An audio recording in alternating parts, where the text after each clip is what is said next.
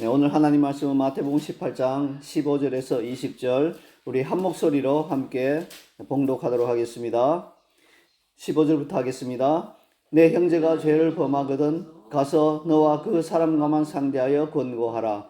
만일 들으면 내가 내 형제를 얻은 것이요 만일 듣지 않거든 한두 사람을 데리고 가서 두세 증인의 입으로 말마다 확증하게 하라. 만일 그들의 말도 듣지 않거든 교회에 말하고 교회의 말도 듣지 않거든 이방인과 세리와 같이 여기라. 진실로 너희에게 이르노니 무엇이든지 너희가 땅에서 매면 하늘에서도 매일 것이요 무엇이든지 땅에서 풀면 하늘에서도 풀리리라. 진실로 다시 너희에게 이르노니 너희 중에 두 사람이 땅에서 합심하여 무엇이든지 구하면 하늘에 계신 내 아버지께서 그들을 위하여 이루게 하시리라. 두세 사람이 내 이름으로 모인 곳에는 나도 그들 중에 있느니라. 아멘.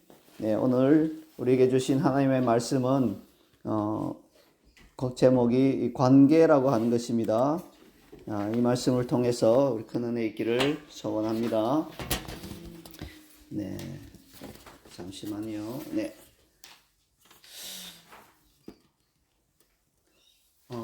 우리 여러분 먼저 인사 말씀을 좀 드리고 싶습니다. 기도해 주신 덕분에 저는 중국과 또 인도네시아 그리고 한국을 하나님의 은혜로 무사히 잘 다녀왔습니다. 특별히 감사드리는 것은 제가 없는 동안에 교회를 잘 지켜주신 우리 사랑하는 성도님 여러분 모두에게 진심으로 감사를 전합니다. 우리 다른 가족들은 이제 미국에 이제 친구 결혼식 때문에 우리 한별이는 가고요. 우리 시프라는 아마 주중에 돌아올 것이고 또 우리 보령 사모와 우리 아들은 아마 지금쯤 공항에 아마 도착하는 그런 일정입니다. 원래는 토요일 날 함께 오려고 했는데 이 가루다 항공이 취소시키고 그 다음 날로 그냥 일방적으로 잡아서 어쩔 수 없이 주일에 도착하는 일정이 되어버렸습니다. 그래도 감사한 것이 제가 먼저 표를 끊어서 다 같이 가루다로 안 했다는 거예요. 예. 만약에 한꺼번에 끊었으면 저는 분명히 가족들이랑 가루다로 같이 끊었을 텐데 제가 먼저 끊는 바람에 저는 뭐 중국 남방항공으로 미리 끊어놓고 가족들은 뒤에 끊었기 때문에 가루다가 이제 취소됐기 때문에 저는 무사히 올 수 있었습니다. 이것 또한 하나님께서 섭리하시고 도와주신 것으로 알고 믿고 감사를 드립니다. 제가 지난 일정을 떠나기 직전에 오늘 본문 앞에 나오는 마태복음 본문을 통해서 두 번에 걸쳐서 배려라고 하는 제목 그리고 겸손이라고 하는 제목으로 메시지를 전한 것을 아마 기억하실 것입니다. 오늘은 관계라고 하는 주제로 본문을 살펴보도록 하겠습니다. 이 관계라고 하는 것은 사람이 사람 되게 하는 아주 중요한 요소 중에 하나입니다. 한자로 인간이라고 하는 단어 자체가 그 사실을 우리에게 웅변해주고 있지요. 한자 인간의 첫 글자인 사람인은 어떻게 구성되어 있습니까? 우리가 익히 아는 바와 같이 두 획으로 구성되어 있죠. 서로가 서로를 지탱해주는 두 획으로 딱 구성되어 있습니다. 그래서 이 인자 자체가 두 사람이 서로 관계를 맺으며 기대고 있다라고 하는 그런 의미를 가지고 있습니다. 그리고 두 번째 글자인 사이간이라고 하는 것은 문 사이에 말이 있죠. 그래서 서로 그 문을 왕래하면서 서로 말을 주고받는다는 그런 의미예요. 이것 역시 관계를 의미합니다. 우리가 화가 나면 아무리 친해도 그 사람 집에 안 가잖아요. 방문 안 하잖아요. 말 안 하려고 하잖아요. 그러니까 말이 있고 대화가 있다. 문을 사이에 두고 서로 왕래하며 말이 있다는 것은 역시 관계를 의미합니다. 그래서 인간이라고 하는 글자 자체가 인간은 서로 의지하고 서로 관계를 맺고 서로 대화하며 사귐이 있어야만 인간 될 수 있다는 그런 의미를 중국의 한자는 품고 있는 것입니다. 그러므로 사람 사이에 서로 기대고 받쳐주거나 서로 교통하는 관계를 전혀 원하지 않고 나는 그냥 혼자만 있을래라고 하는 사람이 있다면 무슨 말로 그 사람의 논리를 정당화하려고 하고 미워하려고 해도 그는 창조 목적에서 많이 벗어나 버린 영적으로 병든 존재인 것입니다. 그것은 마치 어떤 사람이 막 지금 죽을 듯이 기침해대면서 막 가래가 나오고 열이 펄펄 끓으면서 나는 멀쩡해 나는 괜찮아요 라고 말하는 것과 비슷해요. 괜찮지 않습니다. 증세가 말해주잖아요. 그 사람이 막 주장하면서 난 괜찮다고 해서 괜찮은 게 아니라 이미 그 사람 몸에서 나타나고 있는 증세가 그 사람은 독감에 걸렸구나 한 걸 분명하게 드러내주고 있는 것처럼 사람이 사람을 피해서 혼자 그냥 서로 의지하지 않고 관계를 맺지 않고 살겠다.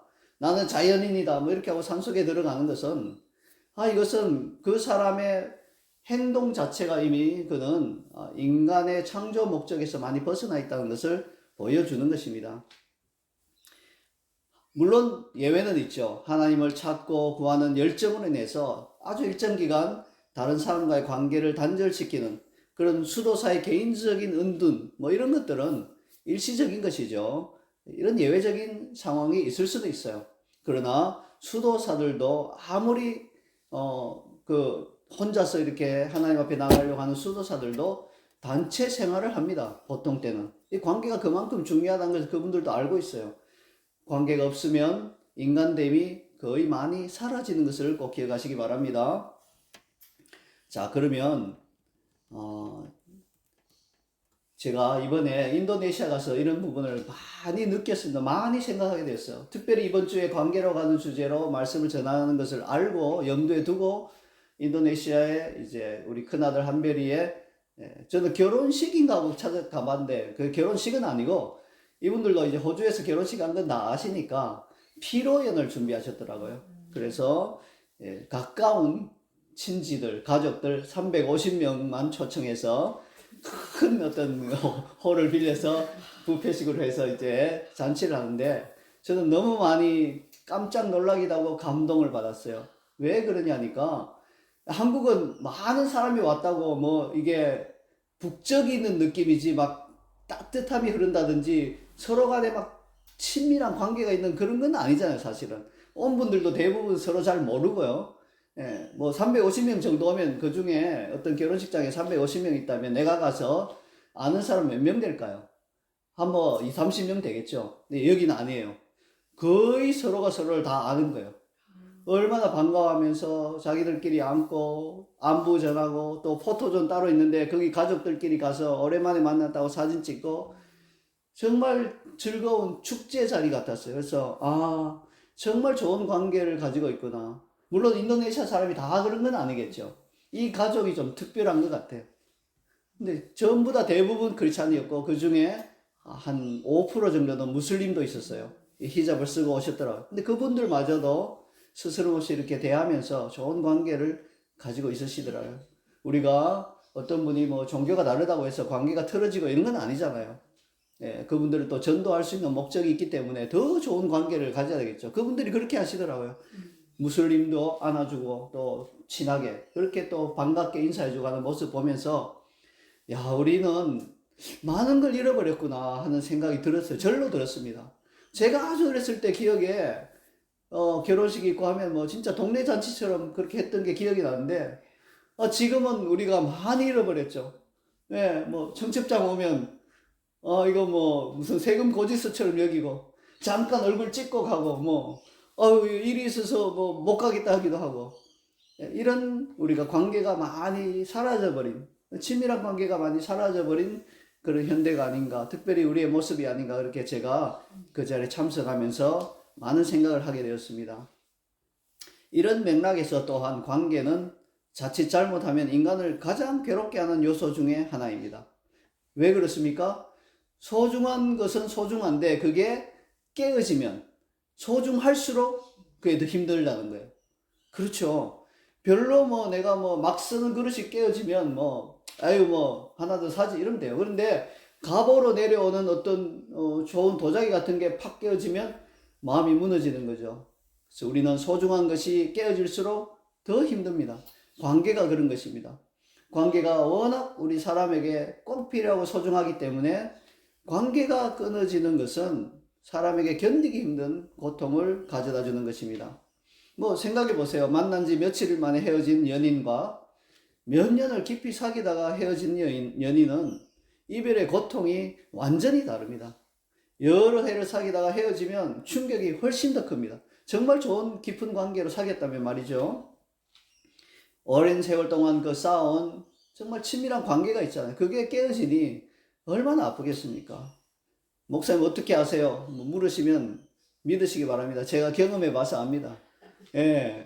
한 6년을 이렇게 사귄 관계가, 결혼까지 정말 약속하고 사귄 관계가 팍 깨어지니까 정말 힘들더라고요. 1년 6개월간 저는 살아도 사는 것이 아니었습니다. 이만큼 관계라고 하는 것은 그렇게 중요합니다.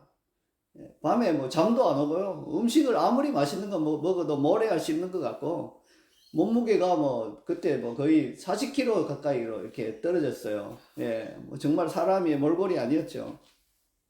이처럼 관계가 깨어진다는 것은 인간에게 실로 막대한 충격을 가져다 줍니다. 이건 뭐 비단 연인 사이에서만 이루어지는 그런 문제가 아니죠. 직장에서도 마찬가지입니다. 직장 생활하면서 가장 큰 스트레스가 있다면 뭡니까? 사실은 적은 연봉도 아니에요. 업무가 고된 것도 사실 아니에요. 물론 이것도 힘들어요. 그러나 직장 생활 중에 가장 큰 스트레스는 바로 인간관계, 뭐 상사와의 관계나 동료와의 관계, 이런 관계가 틀어졌을 때 그 직장을 다니기가 힘들어지는 것입니다. 아무리 월급이 많이 나와도 잊고 싶은 마음이 없다는 것입니다. 이것은 기독교 세계에서도 마찬가지예요. 몇 년 전에 한국의 모 기관에서 선교지에서 철수한 선교사들 대상으로 철수 원인을 알아보는 설문조사를 했습니다. 그래서 선교지에 비전을 품고 이렇게 간 선교사들 중에 어쩔 수 없이 철수해 온 분들, 이런 분들을 선별해서 도대체 이분들이 왜 철수했을까 원인을 알고 우리가 대책을 좀 마련하자는 의미에서 어떤 선교기관에서 여러 명을 조사해서 철수 원인이 뭡니까 이렇게 물어본 거예요. 근데 수위로 1등으로 기록된 게, 조사된 게 뭔지 아세요? 풍토병도 아니고, 예, 재정의 문제도 아니고, 물론 그런 이유도 있긴 있어요, 간혹. 예, 또한 심지어 그 지역에서 박해 문제도 아니에요.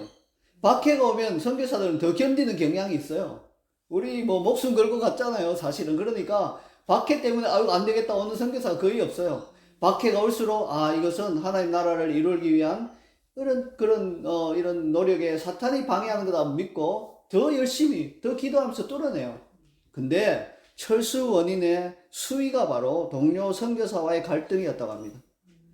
그렇게 비전을 품고 하나님 나라를 위해서 나간 선교사들조차도 함께 일하는 동료 선교사와의 관계가 틀어져 버리고 갈등이 일어나니까 선교지에서 버티지 못하고 돌아왔다는 것이죠. 제가 오늘 본문을 묵상하는 가운데 예수님의 이 가르침은 본질적으로는 관계에 관한 것이라는 그런 감동이 들었습니다. 앞부분은 교회 가운데 죄인을 어떻게 대해야 서로가 최선의 관계로 남을 수 있는가 하는 그런 부분에 대한 것이고요. 뒤에 부분은 사람이 하나님의 뜻을 이 땅에서 이루어 드리기 위해서는 하나님과의 관계가 건강하게 유지해야 한다는 것을 강조하고 있는 부분입니다. 이렇게 보니까 두 부분으로 나눠져 있는데요. 둘 다 관계에 관한 부분이라고 그렇게 감동이 되었습니다. 먼저 앞부분에 해당하는 15절부터 17절까지를 제가 읽어드리겠습니다. 내 형제가 죄를 범하거든 가서 너와 그 사람과만 상대하여 권고하라. 만일 들으면 내가 내 형제를 얻은 것이요 만일 듣지 않거든 한두 사람을 데리고 가서 두세 증인의 입으로 말마다 확증하게 하라. 만일 그들의 말도 듣지 않거든 교회에 말하고 교회의 말도 듣지 않거든 이방인과 세리와 같이 여기라. 자, 여기서 우리는 흔히 어떤 성향, 어떤 속성을 가지고 있습니까? 뭐 다른 사람이 아니라 저를 봐도 그래요. 어떤 사람이 죄를 범하는 것을 보면요, 아니 뭐 어떻게 저런 죄를 지어? 하는 이런 비판하는 마음이 먼저 일어나고요. 그 다음은 즉시 지체하지 않고 다른 사람들에게 이걸 알리고 싶은 마음이 막 일어나요. 전화해서 아유 이런 거 알아요? 하면서 막 다른 사람의 죄를 막 널리 알리고 함께 내가 비판하는 일에 그 사람도 동참하게 만들고 싶은 그런 죄악된 속성이 우리 안에 다 있더라는 것입니다. 그래서 공공연하게 큰 소리로 그 사람을 비방하고자 하는, 비난하고자 하는 그런 본성을 우리가 가지고 있다는 것입니다. 뭐 우리 본성대로 하자면요, 막 메가폰 잡고 큰 소리로 온 동네방네 떠들고 싶죠. 어떻게 이런 일을 했습니까? 하면서 막 떠들고 싶죠. 그러나 그렇게 하면 어떻게 됩니까? 그 사람과 비록 죄를 지었지만 그는 형제잖아요. 우리의 자매잖아요. 그 사람과의 관계가 깨어져 버린다는 거예요. 그러므로 예수님은 오늘 본문에서 비록 그가 죄를 범했다 하더라도 절대로 관계를 깨는 방식으로 그 사람의 죄를 다루지 말라는 것입니다. 죄는 뭐 얼마든지 회개하고 돌이키고 버리고 돌아올 수 있지만 관계가 깨어진다는 것은 돌이키기가 쉽지 않거든요. 어떤 면에서 관계는 도자기와 같은 것이에요. 도자기를 땅에 떨어뜨려서 산산이 깨진다면 그 조각을 작은 조각 하나까지 다 모아서 접착제로 붙일 수도 있어요. 그러면 다시 도자기 형태는 유지가 될 것이지만 자국은 여전히 남아있다는 겁니다. 관계가 이런 거예요. 이게 한번 팍 깨어지면 다시 붙이기가 쉽지 않아요. 뭐 불가능하다는 말은 아니에요. 그러나 대부분의 경우 붙여지지도 않을 뿐더러 붙여도 그 흉터나 깨진 자국은 여전히 남아있더라는 것입니다. 한 3년쯤 전에 이맘때죠. 저는 시드니에 있는 한인 회계사 한 분과 함께 우리 교회, 우리 자이언 CC를 비영리 단체로 정부에 등록하는 작업을 하고 있었습니다. 비영리 단체를 정부에 등록하고자 한다면 뭐 아시겠지만 이 정관이 필요하죠. 그리고 그 밖에 정부에서 요구하는 다양한 조건들을 다 맞춰야 되기 때문에 개인이 혼자 하기는 거의 불가능합니다. 그래서 회계사에게 부탁하여서 그 작업을 함께 진행한 것입니다. 시간이 사실 많이 촉박했어요. 어쨌든 그렇지만 하나님 은혜로 막 급하게 작업을 다 마친 후에 무사히 우리 교회를 비영리단체로 호주 정부에 등록할 수 있었습니다. 그런 다음 저는 그 회계사님께 감사드리고 우리 교회를 담당하는 회계사가 되어달라고 자연스럽게 부탁드렸고 그분도 뭐 흔쾌하게 수락해 주셨습니다. 자, 그리고 이제 한 6개월 정도 시간이 지난 다음에 지금 우리 교회를 떠난 어떤 집사님이 자신이 아는 실력 있는 회계사가 있다고 한번 방문할 터인데 한번 같이 가보면 어떻겠냐고 물으셨어요. 그래서 별 생각 없이 저는 따라갔습니다. 뭐 어떤가 해서 우리가 지금 교회가 회계를 잘하고 있는지 이런 것도 한번 다른 회계사 통해서 들어보고 싶은 마음도 있고 해서 따라갔는데요. 근데 그 회계사가요, 제가 이런 교회 상황을 설명하고 이렇게 등록했습니다 하니까 대뜸 그때 작업했던 회계사가 잘못한 부분들을 막 이야기하시더라고요. 아, 이런 부분도 문제가 있고 이런 부분도 문제가 있네요. 이거 문제가 될 수 있습니다. 이렇게 계속 이야기를 하시더라고요. 지금 생각해 보니까 그 회계사는 저를 자신의 고객으로 만들고자 하는 마음에 그 욕심에 침소봉대한 거예요. 큰 문제 되지 않는데 이걸 막 큰 문제가 있는 것처럼 말씀하신 것이에요. 관계를 깨는 일을 하신 거죠, 이분이. 관계만 깨어지면 뭐 갈 데가 없으니까 자기에게 올 수 있을 테니까 그런 일을 하신 것이에요. 안타까운 일이죠. 근데 그 사실을 그 당시에 저는 몰랐어요. 와, 이거 굉장히 큰 문제가 있구나. 이거 이렇게 처리하는 게 아니었네. 이런 생각이 막 들었던 것이죠. 그래서 저는 집으로 돌아와서 기존의 회계사에게 계약 관계를 끝내겠다고 하는 이메일을 보내면서 뭐 이유를 말씀드려야 되니까 앞서 만났던 다른 회계사가 잘못한 지적들을 그 이유로 좀 적어드렸어요. 이분도 이제 관계가 끊어지고 우리 교회 회계사가 더 이상 아니라고 통보하는 마당에 일방적으로 그냥 통보하면 안 되잖아요. 그래도 이유를 설명해야 되니까 다른 회계사가 이런 부분을 지적하더라고요 하면서 제가 통보를 해드린 거예요. 근데 그분이 답신을 주셨는데 제가 충격을 받았어요. 뭐라고 말씀하셨냐니까 이런 취지로 말씀하셨어요. 아니, 촉박한 시일 내에 최선을 다해서 할 수 있는 만큼 잘 준비해서 뭐 약간 편법은 있지만 그래도 큰 문제 되지 않게 호주 정부에 등록하게 해드렸는데 이제 와서 정식으로 어떤 절차를 밟지 않았다는 그런 사소한 이유로 불성실하게 일을 처리했다고 하시니까 몹시 불쾌합니다. 뭐 물에 빠진 사람 건져냈더니 보따리 내놓으라는 식이네요. 뭐 이렇게 답이 온 거예요. 그때 저는 뭔가 크게 잘못됐다는 것을 그때 깨달았어요. 그래서 즉시 제가 답신을 다시 한번 보내드렸습니다. 이런 내용으로 보냈습니다. 말씀하신 것을 들어보니까 제가 진상 고객이 된 것 같은 그런 느낌이 듭니다.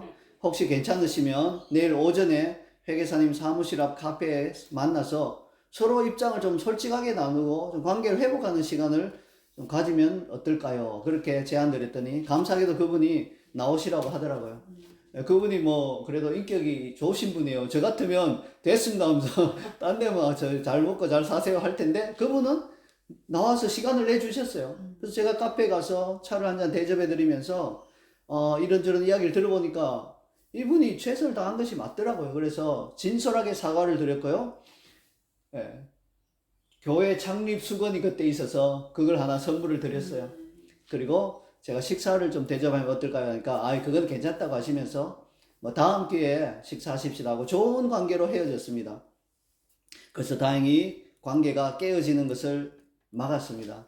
예, 깨어질 뻔했죠 거의. 근데 제가 빨리 조치를 취해서 막았다는 거죠. 그리고 시간이 좀 더 흐르니까 나중에요. 뭐가 드러났냐니까 우리 교회를 자기가 바꿔서 이렇게 맡았던 그 회계사는요. 예, 어쩔 수 없이 이제 그 회계사에서 맡기고 이제 통보한 상황이었으니까 맡기긴 맡겼는데 얼마 안 돼서 알았어요. 이분이 호주 정부의 블랙리스트가 올라 있는 상황이었다는 걸. 그래서 그걸 알고는 이분과 정리하고 원래 그분으로 다시 해서 지금은 우리 교회 회계사가 이제 원래 하셨던 그분이 하고 있습니다. 근데 이제 이분이 그렇게 끝난 게 아니라 이분이 이스라엘 쪽에 사역도 하시는 목사님이세요. 그래서 그 이후로 여러 번 같이 만나면서 굉장히 친해져서 지금은 아주 시드니에서 제가 마음을 터놓고 깊이 사귀고 있는 분 중에 한 분이 되었습니다. 아주 이제 이런 일이 가능했던 이유가 뭡니까? 제가 관계가 깨어질 것 같은 조짐이 보이니까 즉시 진솔하게 바짝 낮춰서 이렇게 대화를 요청하고 이분도 하나님의 사람이다 보니까 이걸 받아들여주고 또 사과하는 걸 받아들여 주셨기 때문에 관계가 극적으로 회복된 것입니다. 하지만 이게 다 이런 건 아니에요. 깨어진 관계가 극적으로 온전히 회복되는 일은 참 드뭅니다. 도자기처럼 산산조각 난 이 관계는 다시 회복되기가 쉽지 않아요. 억지로 막 붙일 수는 있지만 자국이 남는다는 걸 기억하시기 바랍니다. 그러므로 관계는 안 깨어지는 게 최선이고요. 깨어질 조짐이 보이면 빨리 봉합하는 게 최선이고요. 뭐 어쩔 수 없이 완전히 산산이 깨어져서 그나마 붙여서 조각이라도 이렇게 다시 붙여서 형태라도 유지하고 있는 게 그나마 차선입니다. 막 박살난 채로 두면 가다가 밟잖아요. 피가 나요. 그래 두지 마시고 어떻게든지 붙이려고 노력하셔야 되는 것입니다. 오늘 본문을 시작하는 구절에 의하면 예수님께서는 형제가 죄를 범하는 것을 보게 되면 가장 먼저는 홀로 너 혼자 그 사람에게 가서 상대하며 권고하라고 하십니다. 내가 그 사람의 죄를 지적하는 것은 일단은 다른 사람이 알지 못하게 하라는 말이에요. 자, 그 사람과 다른 사람의 관계를 보호해 주는 거죠. 내가 이 사람의 죄를 목격하고 이거 뭐 안 되는데 이게 죄인데 할 때 막 교회 안에 여러 사람에게 알려버리면 이 사람과의 그 사람들의 관계가 깨어진단 말이에요. 그러니까 그 관계를 보호하기 위해서 너만 가서 홀로 그 죄를 지적하라, 말해주라 말씀하고 있습니다. 이렇게 이 관계를 보호하는 목적도 있고요. 또 하나는 내가 어떤 사람의 막 죄를 다른 사람에게 막 말하면 그 죄인은 어떤 기분이 들겠어요? 내가 죄 지은 건 알아. 사람이 다 알잖아요. 내가 잘못한 거 알아. 그러나 기분이 나빠요. 이게 참 희한하죠? 내가 잘못했지만 너도 지금 잘못하고 있네. 이런 생각이 들어서 기분이 나빠지는 거예요. 그러니까 아무에게도 말하지 않고 조용히 찾아가면 이분이 그래도 이분이 나의 다른 사람과의 관계를 생각해서 막 떠들지 않았구나 하는 생각에 관계가 깨어지지 않는다는 거예요. 그러므로 혼자 찾아가라고 하는 말은 다른 사람과 그 죄를 지은 형제의 관계도 보호하고 그 형제와 나와의 관계도 보호하기 위한 조치인 것입니다. 자, 근데 성경을 좀 깊이 보는 분들이라면 꼭 찾아가야 되나 이런 생각이 들 수 있죠. 예수님 말씀에 디모데전서 예수님이 이 말씀하신 것과 디모데전서에서 사도 바울이 디모데에게 권면한 말이 좀 상충된 듯한 느낌이 들어요. 디모데전서 5장 22절을 중반절을 한번 읽어보면 이렇게 나와요. 다른 사람의 죄에 간섭하지 말며 이렇게 나와 있어요. 그러면 이제 별 생각 없이 딱 이 부분만 읽다 보면 다른 사람의 죄에 간섭하지 말며 그러면 뭐 누가 무슨 죄를 지어도 간섭 안 해야 되겠구나. 뭐 찾아가면 안 되네. 이런 생각이 들죠. 근데 여러분 이게 상충되는 게 아니에요. 바울이 지금 너 형제가 죄를 지으면 간섭하지 말고 못 본 채 해라 이 말을 하는 게 아니라는 것을 아셔야 돼요. 성경에서 서로 상충되는 것처럼 보이는 구절은 대부분 경우 우리가 피상적으로 보고 오해하는 것이에요. 우리말 번역에서 간섭하지 말라는 말씀은 영어로 ESV 역본을 보면 do not take part in the sins of others 이렇게 돼 있어요. 무슨 말입니까? 다른 사람의 죄에 동참하지 말라는 말이에요. 여러분 이 둘은 전혀 상충되지 않죠? 죄를 지적하면서 돌이키라고 간곡히 권하는 것과 또 죄를 짓는 그 일에 나도 같이 죄를 지어볼까 하고 동참하는 것은 전혀 다른 일이잖아요. 그래서 이건 전혀 다른 개념이에요. 근데 우리말 성경은 왜 이렇게 간섭하다라는 동사를 사용했을까요? 좀 헷갈리죠? 저도 이유는 모르겠어요.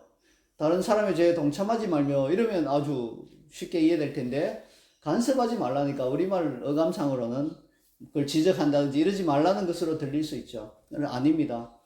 바울도 그 사람이 짓는 죄에 네가 적극적으로 동참하지는 말되 그 사람의 죄는 지적해야 된다. 그렇게 이것이 성경의 일관적인 원리예요. 형제가 죄를 짓는 것을 보고도 가만히 있는 것은 그 형제를 잃어버리는 일이잖아요.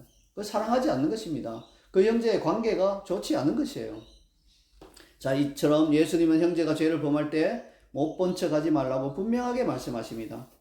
처음에는 그에게 홀로 접근하여 그 죄로부터 돌이키라고 권면하라고 하십니다. 그런데 여기에 우리가 반드시 기억해야 하는 아주 중요한 원리가 하나 있습니다. 그것은 뭡니까? 죄를 지은 그 형제를 진정으로 사랑하고 아끼며 그가 죄를 지은 것에 대해서 긍휼과 안타까운 마음이 있을 때 그렇게 해야 한다는 것입니다. 이것은 두 가지 이유에서 중요하죠. 첫째, 이렇게 접근해야만 나와 그 사람의 관계가 온전할 수 있습니다. 여러분, 사람은요, 영적인 존재다 보니까 말로 전달받지 않는 뭔가 미묘한 걸 전달받아요. 그래서 내가 막 그 사람에게 죄를 지적할 때 미워하는 마음으로 지적하면 그걸 깨달아요. 말은 아무리 번지르르하게 해도 이 사람이 나를 진정으로 위하는 게 아니라는 걸 느낀단 말이에요. 그러므로 내가 정말 이 형제를 사랑하고 그 죄로부터 꼭 돌이켜야 된다는 그 안타까운 그 아비와 같은 그런 심정이 없다면 아예 지적 안 하는 게 좋습니다. 그러나 정말 그런 사랑하는 마음이 있다면 가서 말해줄 수 있겠죠. 이렇게 해야만 그 형제와 나의 관계가 깨어지지 않아요. 또한 그런 마음으로 가야만 돌이킬 가능성이 그나마 조금 있어요. 그냥 단순히 지적만 해서는 사람이 돌이키지 않아요. 뭐 그렇게 해서 살아도 되겠습니까? 이런 말로는 돌이키잖아요. 간곡히 사랑을 담아서 이렇게 호소할 때 마음의 감동을 받고 내가 돌이켜야 되겠구나 하는 그런 마음이 들 수 있다는 것입니다. 물론 죄에 깊이 빠진 형제라면요, 그 죄를 지적하는 자체를 미워하고 싫어할 수는 있어요. 그러나 그것은 차후의 문제죠. 그것은 내가 져야 할 십자가인 거예요. 여러분, 관계가 깨어질까 해서 그 형제가 죄를 짓고 있는데도 가만히 있어요? 그건 착각이에요. 가만히 있는 것 자체가 관계를 깨는 일이에요. 그 형제가 죄에 깊이 빠져서 말을 해주는 나를 미워한다 해도 그건 관계가 깨졌다 이렇게 표현하면 안 되고요.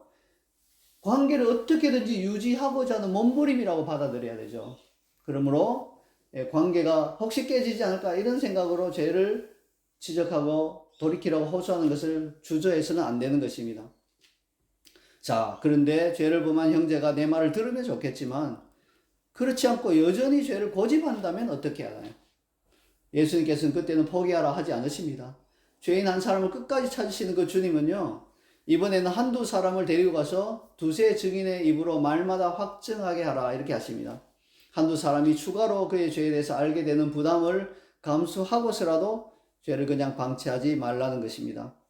여러분, 관계가 중요하긴 하지만 모든 것에 우선하지는 않는 것을 아셔야 됩니다.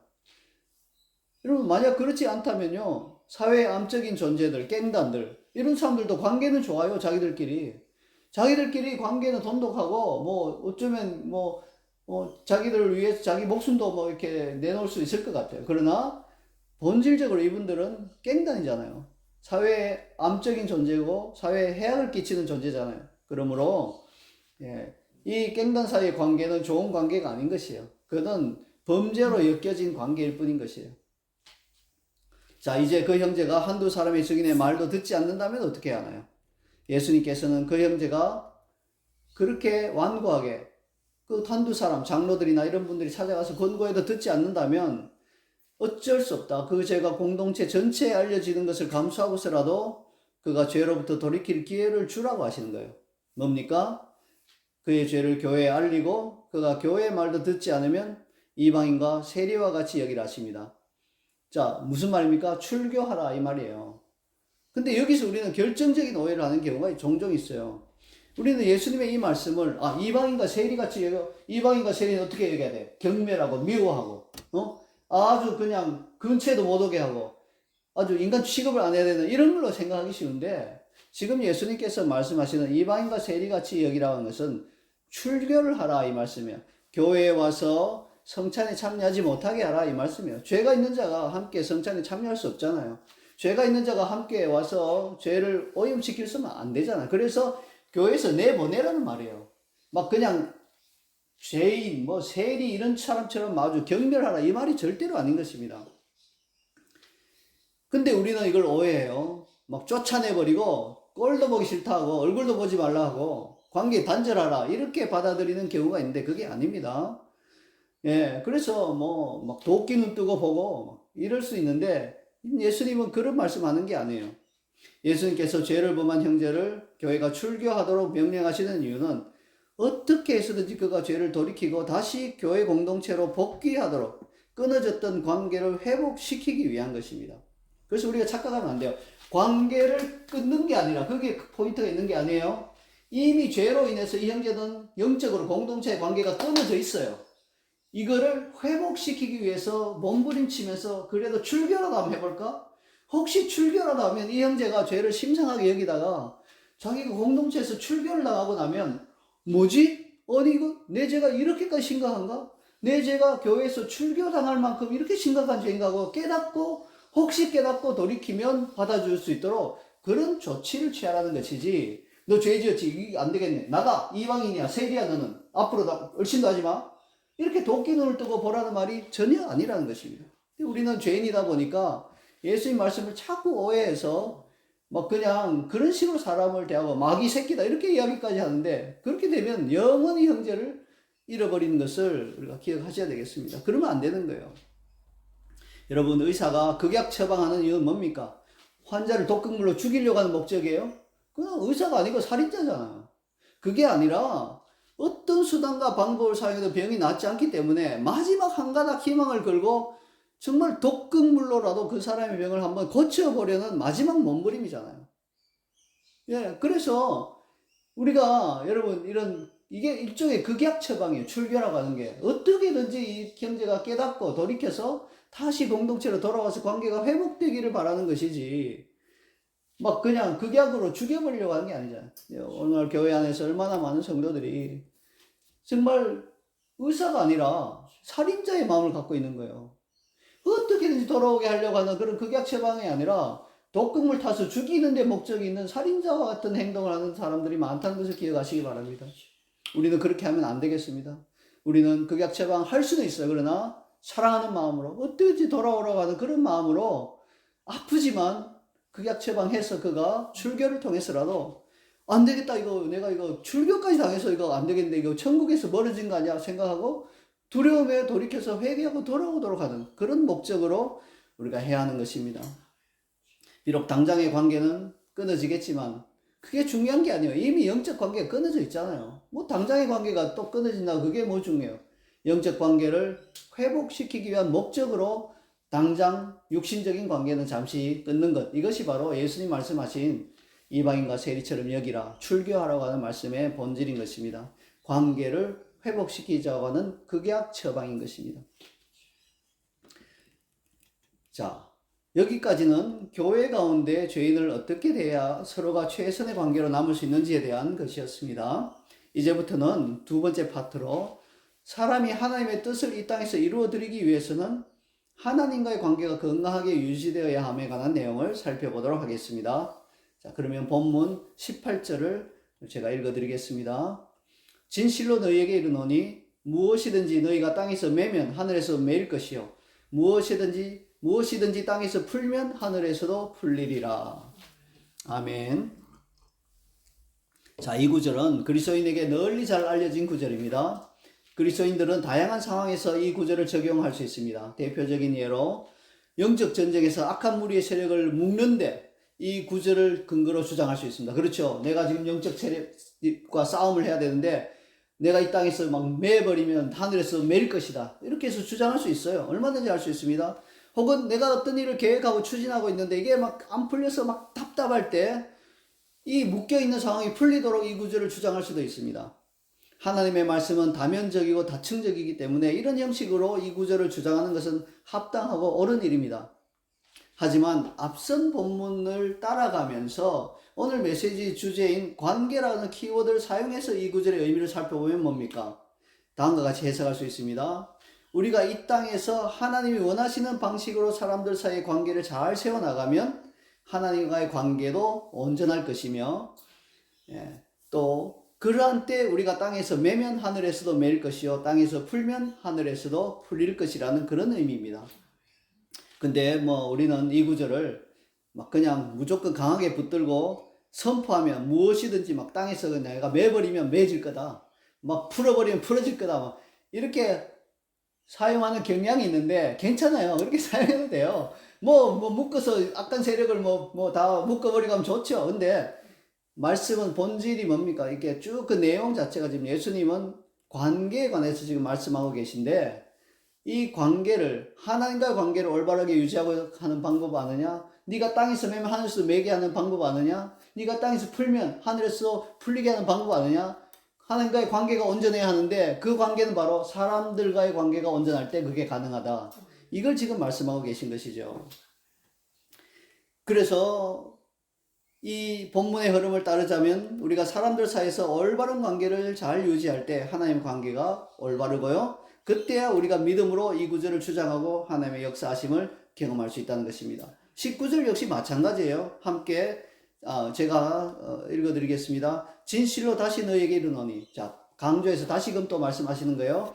너희 중에 두 사람이 땅에서 합심하여 무엇이든지 구하면 하늘에 계신 내 아버지께서 그들을 위하여 이루시게 하리라. 앞 구절과 연결되어 있죠. 이 구절 역시 그리스도인들 사이에 잘 알려져 있습니다. 여러분, 이 구절에서 가장 강조점이 있는 부분이 어디라고 생각하시나요? 사람마다 다르겠죠. 어떤 분들은 두 사람이 모여 구한다는 데서 강조점을 두고서 혼자 기도하는 것보다 두세 사람이 모여서 간구하는 게 낫다, 두 사람은 파워가 배가가 된다, 이렇게 해석할 수도 있겠어요. 이걸 강조점으로 받는 분도 있겠습니다. 다른 분들은 무엇이든지 구하면이라는 부분에 강조점을 두고 원하는 게 있다면 무엇이든지 상관없다, 뭐든지 다 구할 수 있다, 병 낫기, 축사, 사업 잘 되고 건강하고 뭐든지 다 구할 수 있다, 형통하고 이런 거 다 구할 수 있다, 이렇게 강조점을 두는 분도 있겠죠. 근데 관계라는 주제로 오늘 본문을 따라서 보면요, 저는 합심하여 라는 데 강조점이 놓여 있다고 믿습니다. 실제로 두 사람이 진심으로 합심하기 위해서는 관계가 좋아야 하죠. 합심이란 뭡니까? 마음이 하나가 된다는 뜻입니다. 하지만 관계가 틀어져 있으면 마음이 하나 될 수 없지요. 부부 사이에서조차도 관계가 틀어지면 마음이 하나 될 수 없습니다. 특히 한국 사람들은 관계를 매우 중요시해서 관계가 틀어지면요, 심지어 상대방이 옳고 내가 틀려도 상대하고 싶지 않아요. 멀리 해버리고 싶어요. 이게 관계가 깨어지면 일어나는 부작용이죠. 그래서 두 사람의 관계가 온전하지 않으면 이 구절이 약속하는 것처럼 무엇이든지 구하여 하늘에 계신 아버지께서 그것을 이루게 하시는 일이 불가능한 것입니다. 그러므로 두세 사람이 합심하여 내 이름을 구하라고 하는 말씀 가운데는 그 두세 사람이 합심할 수 있을 정도로 관계가 좋아야 된다는 걸 전제하고 계신 거예요. 이게 지금 관계에 대한 말씀이 계속 연결되어 있는 거예요. 그래야만 아버지께서 들으신다. 그래도 너 관계를 깨겠느냐? 사람 사이 관계 깨는 게 아무것도 아닌 것 같지? 그렇게 깨버리면 아버지께서 안 들으신다, 두세 사람이 모여도 소용없다, 이 말씀이에요. 우리가 이것을 꼭 기억하셔야 됩니다. 나와 하나님과의 관계만 바르고 좋다고 되는 게 아니라 전제가 있다는 거예요. 형제 자매 사이의 관계가 올바를 때, 합심할 수 있을 정도로 하나가 될 때 하나님과의 관계도 올바르고, 그때야 우리가 믿음으로 간구하는 것은 하나님께서 주신다는 거예요. 응답해 주신다는 그 원리를 꼭 기억하시기 바랍니다. 그런데요, 얼마나 많은 사람들이 사람들 사이 관계는 다 깨져 있는데도 그저 나와 하나님과의 관계만 깊으면 된다, 내가 골방에 들어가서 하나님께 기도하면 하나님이 들으시면, 물론 하나님 들으시죠. 기도 안 하는 것보다 나아요. 그러나 사람과의 관계가 깨어져 있다면 그 부분이 굉장히 큰 문제다. 이건 나와 하나님과의 관계를 깨는 아주 중요한 요소라는 것을 꼭 기억하셔야 되겠습니다. 이제 마지막으로 20절을 제가 읽어드리겠습니다. 두세 사람이 내 이름으로 모인 곳에는 나도 그들 중에 있느니라. 자, 우리는 흔히 이 구절을 어떻게 사용하나요? 몇 명 안 모였을 때 오늘 뭐 그죠? 아 이거 뭐 2명만 모여도 괜찮아. 두세 사람이 모이면 하나님이 함께 주님이 함께 하셔요. 괜찮아. 이렇게 쓸 수 있어요. 얼마든지 쓸 수 있습니다. 이 구절이 우리에게 작은 무리에게 힘을 주는 구절인 것은 사실이에요. 그러나 여러분 보세요. 앞서 말씀드린 것처럼 이 구절은 본질적으로 관계에 대한 부분을 계속 말씀하고 있잖아요. 그래서 소수가 모인 게 중요한 게 아니라 이 소수조차도 관계가 틀어져 있으면 의미 없는 거예요. 100명, 1000명이 모여도 서로 다 관계가 틀어져 있으면 아무 의미 없어요. 그러나 마음이 맞는, 합심해서 기도할 수 있는 그 두세 사람이 모인 곳에는 나도 그들 중에 함께 있다. 왜? 나도 그들과 함께 같은 마음이고 나도 그들과 좋은 관계니까 나도 그들과 함께 있다고 말씀하시는 것입니다. 그래서 이 구절은요. 뭐 이렇게 해도 되죠. 한 사람이 내 이름으로 모인 곳에 나도 그와 함께 하느니라. 한 사람이라도 내 이름으로 모인 곳에 나도 그와 함께 하라. 이렇게 하셔도 되는데 왜 두세 사람이란 말씀하셨을까요? 지금 관계에 대해서 이야기하시니까 한 사람은 관계가 안 되잖아요. 두세 사람이 좋은 합심의 관계로 모일 때 나도 그들 중에 있느니라. 예수님께서는 지금 그렇게 말씀하시는 것입니다. 이제 말씀을 마무리하도록 하겠습니다. 오늘 살펴본 것처럼 그리스도인의 신앙생활에 있어서 관계는 결정적으로 중요합니다.